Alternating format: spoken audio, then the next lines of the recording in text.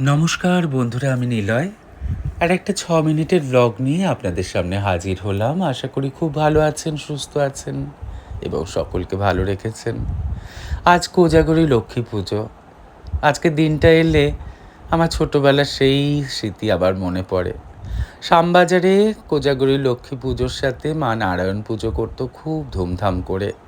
সিন্নি মাখা, খিচুড়ি, আলুর দম, লুচি, কত প্রসাদ।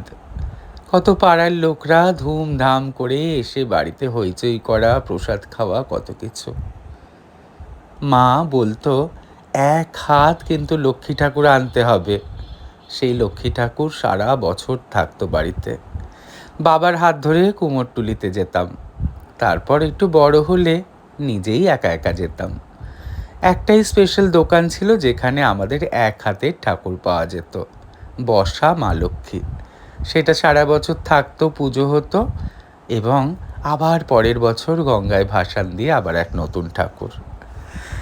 দিনের শেষে আজকে দিনটা খুব মনে পড়ছে। হঠাৎ পরশুদিন বড় কাকু আমাদের ছেড়ে চলে গেছেন, তাই এবারে আর লক্ষ্মী পুজো হবে না।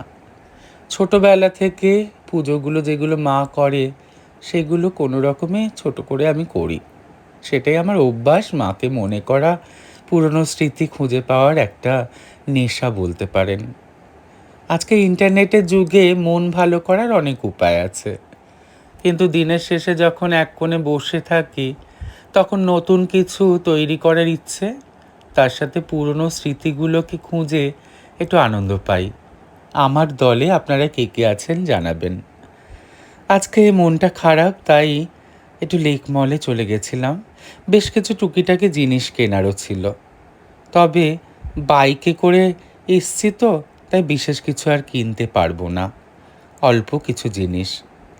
বেশ কিছু অফার দিচ্ছিল জানেন, কিন্তু দেখলাম যে পাড়ার দোকানের মুদির ভাই এর থেকে আমাকে কম পয়সায় জিনিস দেয়। তবে বেশ কিছু অফার আছে যেইগুলো কিন্তু লোভনীয়, আপনারা যেতে পারেন।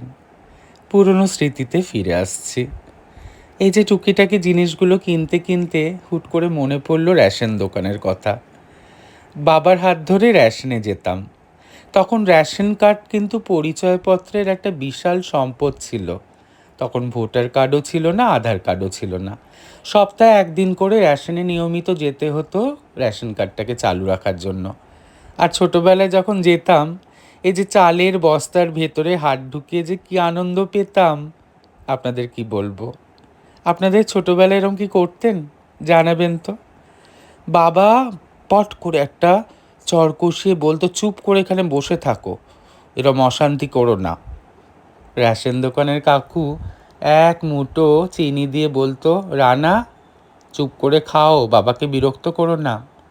রানা আমার ডাকনাম। তারপর সেই স্মৃতি, ওই যে বললাম মায়ের পুজো করার কথা। মা যতদিন বেঁচে ছিল পরিবারের সকলকে কি সুন্দর এক করে রেখেছিল। শুধু আমার পরিবার নয়, বাবা, মামা, জন্মের পর থেকে আমি দেখে এসেছি জেঠু, 3 কাকু, 4 পিসি, এতগুলো ছাতার নিচে আমরা সবাই একসাথে মানুষ হয়েছি ভাই বোনেরা। আলাদা থাকতাম শ্যামবাজারে বাবার কাজের জন্য। দেশের বাড়ি ছিল পুরুলিয়ায়। পুরুলিয়া আমার বাবার বাড়ি। যখন যেতাম হই চই, হই হট্টগোল, এতগুলো পিসি, কাকু, কাকিমা, পিসে মশাই, তাদের ছেলে মেয়ে, মানে আমার ভাই বোনেরা মিলে কত আনন্দ। ছাতাগুলো সব এক এক করে বন্ধ হয়ে যাচ্ছে জানেন, আর দেখতে পাচ্ছি খোলা আকাশে মিটমিট করা তারাগুলো। শুনেছি যে মারা গেলে নাকি সবাই তারা হয়ে যায়। সেই তারাই দেখি এখন, কি করব, অনেক দূরে, টাচ করতে তো পারি না। পুরনো স্মৃতিগুলো মনে পড়ে বারবার। আমার এই স্মৃতিগুলো হয়তো ন্যাকামো লাগবে আপনাদের জানাতে, কিন্তু আমার সমস্ত কথা তো শেয়ার করি। তাই আজকের দিনটাতে এই স্মৃতিগুলো যখন মনে পড়ছে রাত 2টোর সময়, যখন আমি এডিট করতে বসেছি ভিডিওটা, মন থেকে কথাগুলো বললাম আপনাদের। লেকমল থেকে বেরিয়ে ভাবলাম একটু ফুচকা খাবো। হঠাৎ পেছন থেকে এক অচেনা দিদি ভাইয়ের, এই যে ভাই, বলে গলা শুনলাম। ভীষণ ভাল লাগে। আমি এবং আমার হাজবেন্ড দুজনেই মানে যত রাত্রি হোক আমরা ঠিকই দেখি। আর বিশেষ করে আমার হাজবেন্ড আর ওনার ভয়েসের তো কোনো মানে জাস্ট কোনো কথা হবে না, আমরা একদম মানে ফিদা। দিনের শেষে এই পাওনাটা যে কত বড় পাওনা হয়তো আপনাদের বলে বোঝাতে পারবো না। ফেসবুকের এক ফ্যান আমার, রেগুলার নাকি ভিডিও দেখেন। ফ্যান বলবো না, কারণ আমি এখনও ওই জায়গায় যেতে পারিনি। ফেসবুক পরিবারের এক বন্ধু। আর আপনাদের অনেক ধন্যবাদ আমার ভিডিও আপনাদের ভালো লাগার জন্য। দিনের শেষে যে একজন সাধারণ মানুষ হিসেবে আপনাদের মনোরঞ্জন করতে পারি, এটাই তো বড় কথা। আর এই জিনিসগুলো কিনেছি পরের এক ব্লগে শেয়ার করব। এই সিংহাসনটা বাবা সেগুন কাঠের মায়ের জন্য বানিয়ে দিয়েছিলেন। মা এতেই সারা বছর ধুমধাম করে পুজো করত। আজ মা নেই। মা চলে যাওয়ার পরে লেক গার্ডেন্সের বাড়িতে সিংহাসনটা এনেছি। ফ্ল্যাটে খুব একটা জায়গা নেই, সিঁড়িতে এক কোণে সুন্দরভাবে মানি প্ল্যান্ট দিয়ে সাজিয়ে রেখেছি। রোজ সন্ধেবেলায় ধূপও দিই জানেন, মাকেও মনে করি। আর কি, ব্লগটা দেখে আপনাদের কেমন লাগলো অবশ্যই জানাবেন।